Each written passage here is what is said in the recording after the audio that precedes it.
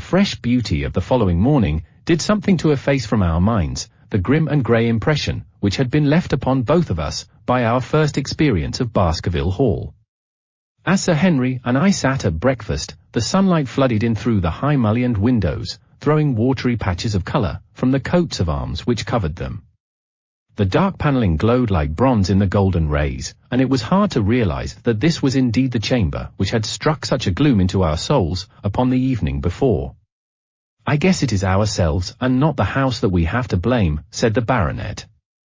"We were tired with our journey and chilled by our drive, so we took a grey view of the place. Now we are fresh and well, so it is all cheerful once more." "And yet, it was not entirely a question of imagination," I answered.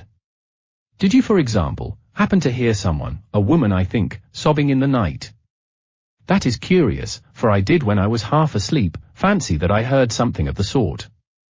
I waited quite a time, but there was no more of it, so I concluded that it was all a dream. I heard it distinctly, and I am sure that it was really the sob of a woman. We must ask about this right away." He rang the bell and asked Barrymore whether he could account for our experience. It seemed to me that the pallid features of the butler turned a shade paler still as he listened to his master's question. "There are only 2 women in the house, Sir Henry," he answered. "One is the scullery maid, who sleeps in the other wing. The other is my wife, and I can answer for it that the sound could not have come from her." And yet he lied as he said it, for it chanced that after breakfast I met Mrs. Barrymore in the long corridor, with the sun full upon her face. She was a large, impassive, heavy-featured woman with a stern-set expression of mouth. But her telltale eyes were red, and glanced at me from between swollen lids. It was she then who wept in the night, and if she did so, her husband must know it. Yet, he had taken the obvious risk of discovery in declaring that it was not so. Why had he done this? And why did she weep so bitterly? Already round this pale-faced, handsome, black-bearded man, there was gathering an atmosphere of mystery and of gloom. It was he who had been the first to discover the body of Sir Charles, and we had only his word for all the circumstances which led up to the old man's death. Was it possible that it was Barrymore, after all, whom we had seen in the cab in Regent Street? The beard might well have been the same. The cabman had described a somewhat shorter man, but such an impression might easily have been erroneous. How could I settle the point forever? Obviously, the first thing to do was to see the Grimpen postmaster, and find whether the test telegram had really been placed in Barrymore's own hands.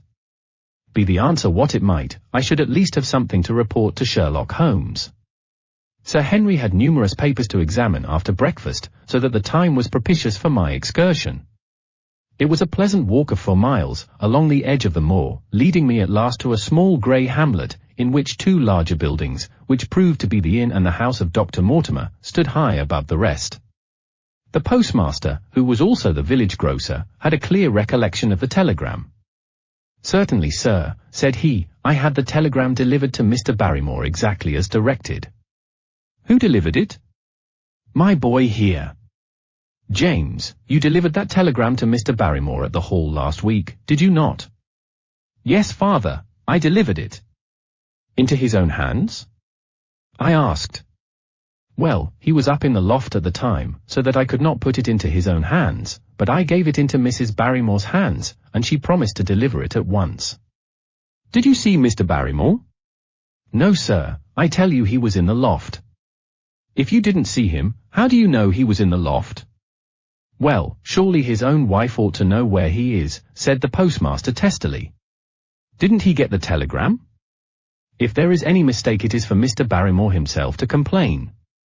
It seemed hopeless to pursue the inquiry any farther, but it was clear that in spite of Holmes' ruse, we had no proof that Barrymore had not been in London all the time. Suppose that it were so, suppose that the same man had been the last who had seen Sir Charles alive, and the first to dog the new heir when he returned to England. What then?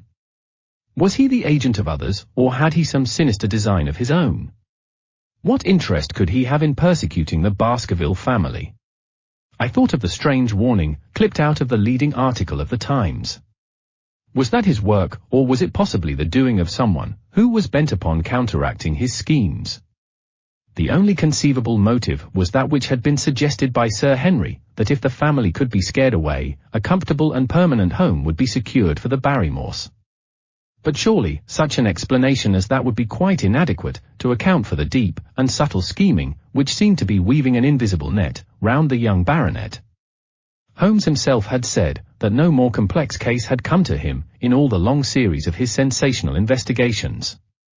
I prayed, as I walked back along the grey, lonely road, that my friend might soon be freed from his preoccupations, and able to come down to take this heavy burden of responsibility from my shoulders. Suddenly, my thoughts were interrupted by the sound of running feet behind me, and by a voice which called me by name. I turned, expecting to see Dr. Mortimer, but to my surprise, it was a stranger who was pursuing me. He was a small, slim, clean-shaven, prim-faced man, flaxen-haired and lean-jawed, between 30 and 40 years of age, dressed in a grey suit and wearing a straw hat. A tin box for botanical specimens hung over his shoulder, and he carried a green butterfly net in one of his hands. "You will, I am sure, excuse my presumption, Dr. Watson," said he, as he came panting up to where I stood. "Here on the moor, we are homely folk and do not wait for formal introductions. You may possibly have heard my name from our mutual friend, Mortimer. I am Stapleton, of Merripit House." "Your net and box would have told me as much," said I, for I knew that Mr. Stapleton was a naturalist. "But how did you know me?" "I have been calling on Mortimer, and he pointed you out to me, from the window of his surgery, as you passed. As our road lay the same way, I thought that I would overtake you and introduce myself. I trust that Sir Henry is none the worse for his journey?" "He is very well, thank you. We were all rather afraid that after the sad death of Sir Charles, the new baronet might refuse to live here. It is asking much of a wealthy man to come down and bury himself in a place of this kind, but I need not tell you that it means a very great deal to the countryside. Sir Henry has, I suppose, no superstitious fears in the matter?" "I do not think that it is likely. Of course you know the legend of the fiend dog which haunts the family." "I have heard it. It is extraordinary how credulous the peasants are about here. Any number of them are ready to swear that they have seen such a creature upon the moor." He spoke with a smile, but I seemed to read in his eyes that he took the matter more seriously. The story took a great hold upon the imagination of Sir Charles, and I have no doubt that it led to his tragic end. "But how?" "His nerves were so worked up that the appearance of any dog might have had a fatal effect upon his diseased heart. I fancy that he really did see something of the kind upon that last night in the yew alley. I feared that some disaster might occur, for I was very fond of the old man, and I knew that his heart was weak." "How did you know that?" "My friend Mortimer told me." "You think then that some dog pursued Sir Charles, and that he died of fright in consequence? Have you any better explanation?" "I have not come to any conclusion." "Has Mr. Sherlock Holmes?" The words took away my breath for an instant, but a glance at the placid face and steadfast eyes of my companion showed that no surprise was intended. "It is useless for us to pretend that we do not know you, Dr. Watson," said he. "The records of your detective have reached us here, and you could not celebrate him without being known yourself. When Mortimer told me your name, he could not deny your identity. If you are here, then it follows that Mr. Sherlock Holmes is interesting himself in the matter, and I am naturally curious to know what view he may take. I am afraid that I cannot answer that question." "May I ask if he is going to honor us with a visit himself?" "He cannot leave town at present. He has other cases which engage his attention." "What a pity! He might throw some light on that which is so dark to us. But as to your own researches, if there is any possible way in which I can be of service to you, I trust that you will command me. If I had any indication of the nature of your suspicions or how you propose to investigate the case, I might perhaps even now give you some aid or advice. I assure you that I am simply here upon a visit to my friend, Sir Henry, and that I need no help of any kind." "Excellent," said Stapleton. "You are perfectly right to be wary and discreet. I am justly reproved for what I feel was an unjustifiable intrusion, and I promise you that I will not mention the matter again. We had come to a point where a narrow grassy path struck off from the road and wound away across the moor. A steep, boulder-sprinkled hill lay upon the right, which had in bygone days been cut into a granite quarry. The face which was turned towards us formed a dark cliff, with ferns and brambles growing in its niches. From over a distant rise, there floated a grey plume of smoke. "A moderate walk along this moor path brings us to Merripit House," said he. "Perhaps you will spare an hour, that I may have the pleasure of introducing you to my sister." My first thought was that I should be by Sir Henry's side. But then I remembered the pile of papers and bills, with which his study table was littered. It was certain that I could not help with those. And Holmes had expressly said that I should study the neighbours upon the moor. I accepted Stapleton's invitation, and we turned together down the path. "It is a wonderful place, the moor," said he, looking round over the undulating downs, long green rollers, with crests of jagged granite foaming up into fantastic surges. "You never tire of the moor. You cannot think the wonderful secrets which it contains. It is so vast, and so barren, and so mysterious." "You know it well then?" "I have only been here 2 years. The residents would call me a newcomer. We came shortly after Sir Charles settled. But my tastes led me to explore every part of the country round, and I should think that there are few men who know it better than I do." "Is it hard to know?" "Very hard. You see, for example, this great plain to the north here, with the queer hills breaking out of it. Do you observe anything remarkable about that? It would be a rare place for a gallop. You would naturally think so, and the thought has cost several their lives before now. You notice those bright green spots scattered thickly over it? Yes, they seem more fertile than the rest." Stapleton laughed. "That is the great Grimpen Mire," said he. "A false step yonder means death to man or beast. Only yesterday, I saw one of the moor ponies wander into it. He never came out. I saw his head for quite a long time craning out of the bog hole, but it sucked him down at last. Even in dry seasons, it is a danger to cross it, but after these autumn rains it is an awful place. And yet, I can find my way to the very heart of it and return alive. By George, there is another of those miserable ponies." Something brown was rolling and tossing among the green sedges. Then a long, agonized, writhing neck shot upward and a dreadful cry echoed over the moor. It turned me cold with horror, but my companion's nerve seemed to be stronger than mine.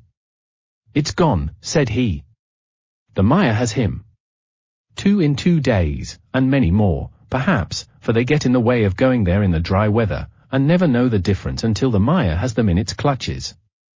It's a bad place, the great Grimpen Mire."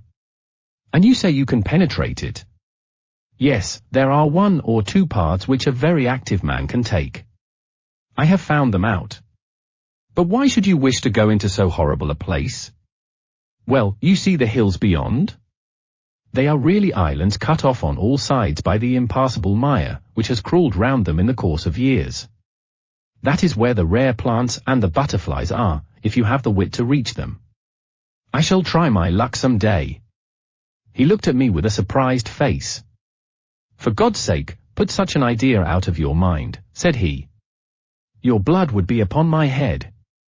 I assure you that there would not be the least chance of your coming back alive. It is only by remembering certain complex landmarks that I am able to do it." "Hello!" I cried. "What is that?" A long, low moan, indescribably sad, swept over the moor. It filled the whole air, and yet it was impossible to say whence it came. From a dull murmur it swelled into a deep roar, and then sank back into a melancholy, throbbing murmur once again.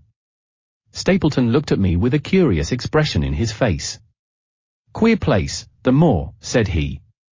"But what is it?" "The peasants say it is the hound of the Baskervilles calling for its prey.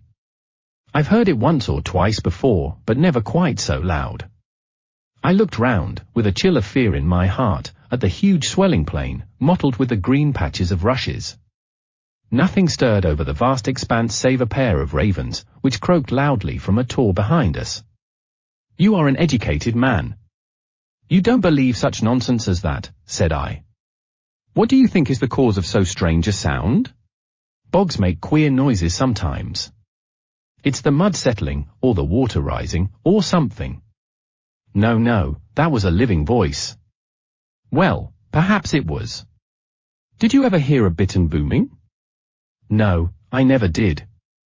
It's a very rare bird, practically extinct, in England now, but all things are possible upon the moor. Yes, I should not be surprised to learn that what we have heard is the cry of the last of the bitterns. It's the weirdest, strangest thing that ever I heard in my life. Yes, it's rather an uncanny place altogether. Look at the hillside yonder. What do you make of those? The whole steep slope was covered with grey circular rings of stone, a score of them at least. What are they? Sheep pens? No, they are the homes of our worthy ancestors. Prehistoric man lived thickly on the moor, and as no one in particular has lived there since, we find all his little arrangements exactly as he left them. These are his wigwams with the roofs off.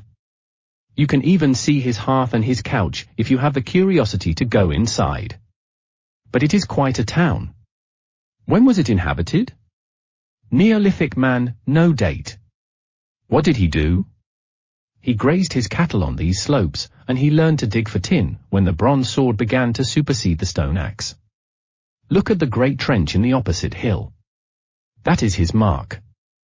Yes, you will find some very singular points about the moor, Dr. Watson. Oh, excuse me an instant. It is surely Cyclopides.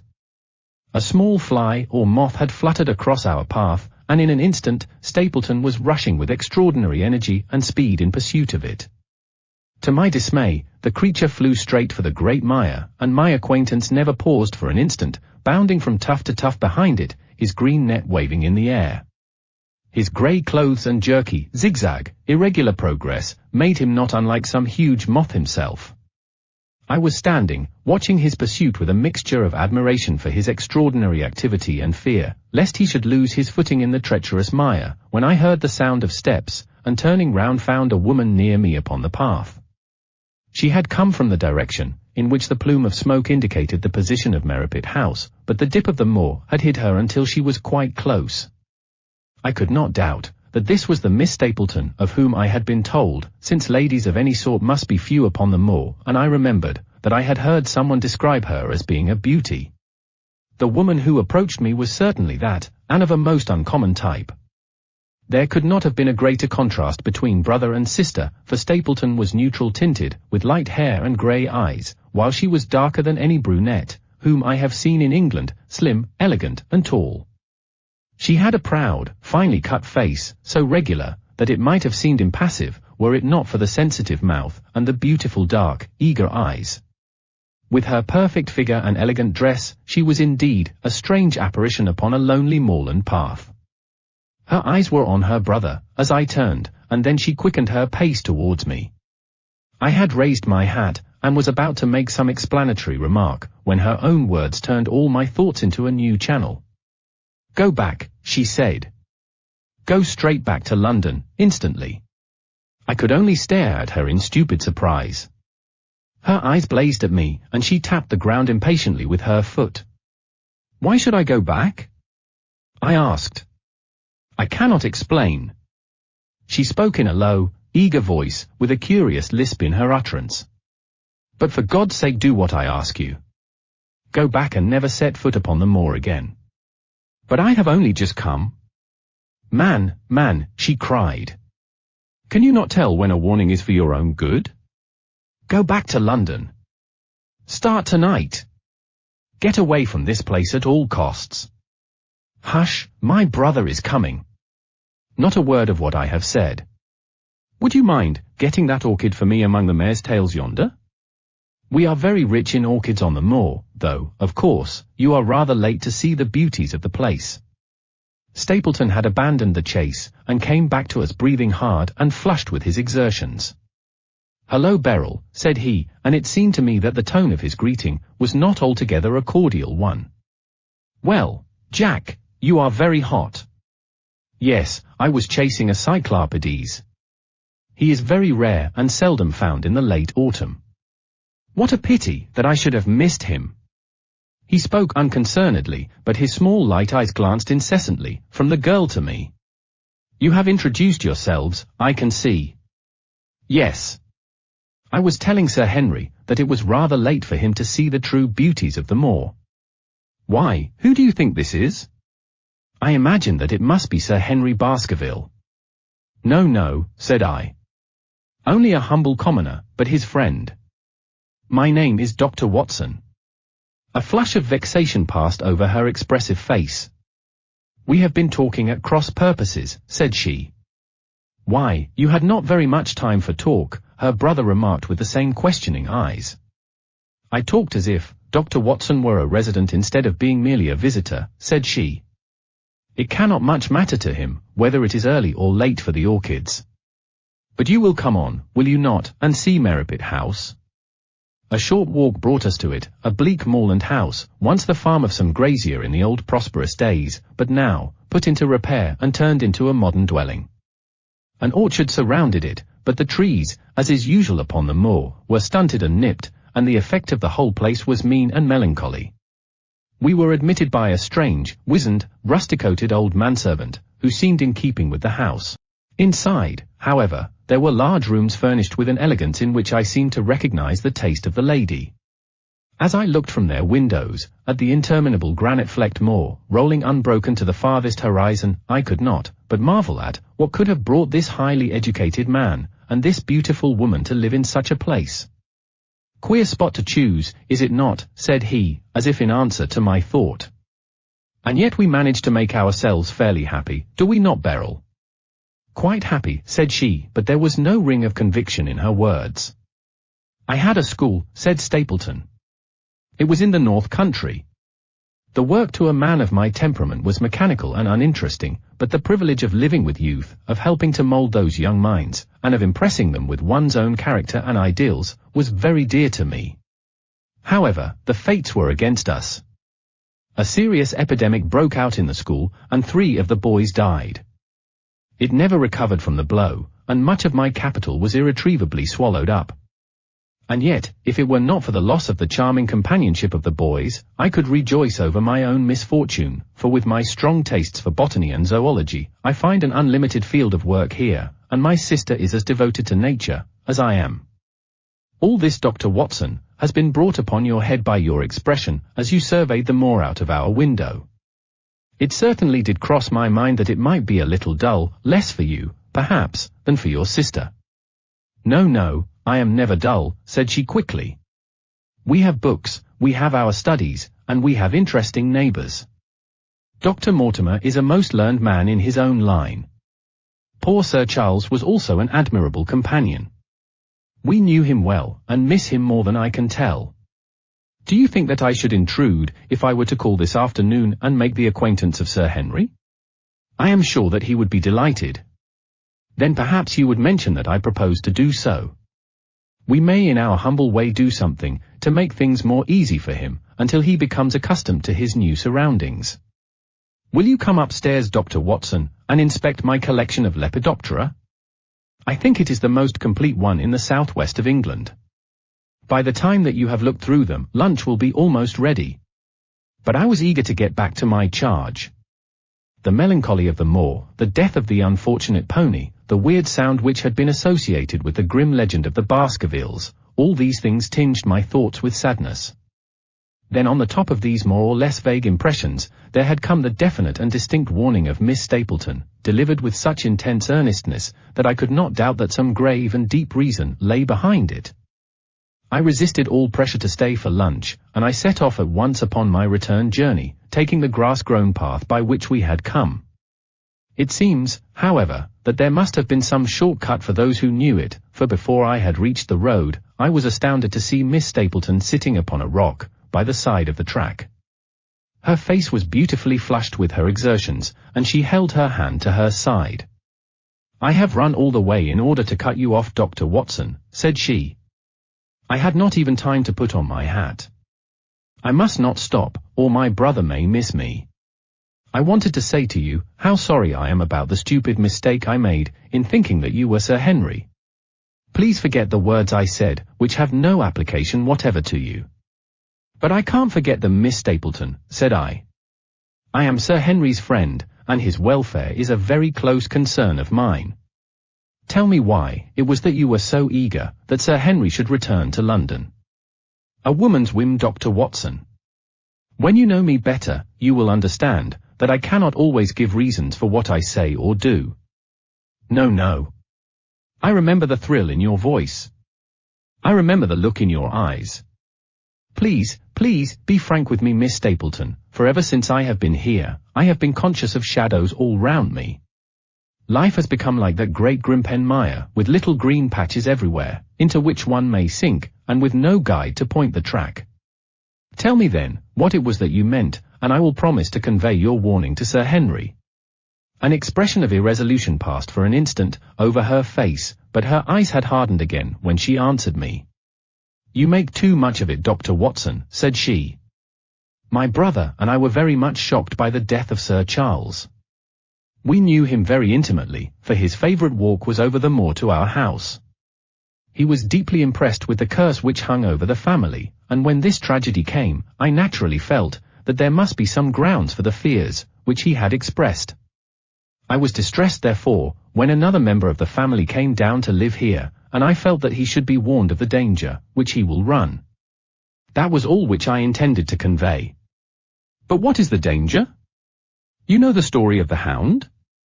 I do not believe in such nonsense. But I do. If you have any influence with Sir Henry, take him away from a place which has always been fatal to his family. The world is wide. Why should he wish to live at the place of danger? Because it is the place of danger. That is Sir Henry's nature. I fear that unless you can give me some more definite information than this, it would be impossible to get him to move. I cannot say anything definite, for I do not know anything definite. I would ask you one more question, Miss Stapleton. If you meant no more than this when you first spoke to me, why should you not wish your brother to overhear what you said? There is nothing to which he, or anyone else, could object. My brother is very anxious to have the hall inhabited, for he thinks it is for the good of the poor folk upon the moor. He would be very angry if he knew that I have said anything which might induce Sir Henry to go away. But I have done my duty now, and I will say no more. I must get back, or he will miss me and suspect that I have seen you. Goodbye. She turned and had disappeared in a few minutes among the scattered boulders, while I, with my soul full of vague fears, pursued my way to Baskerville Hall.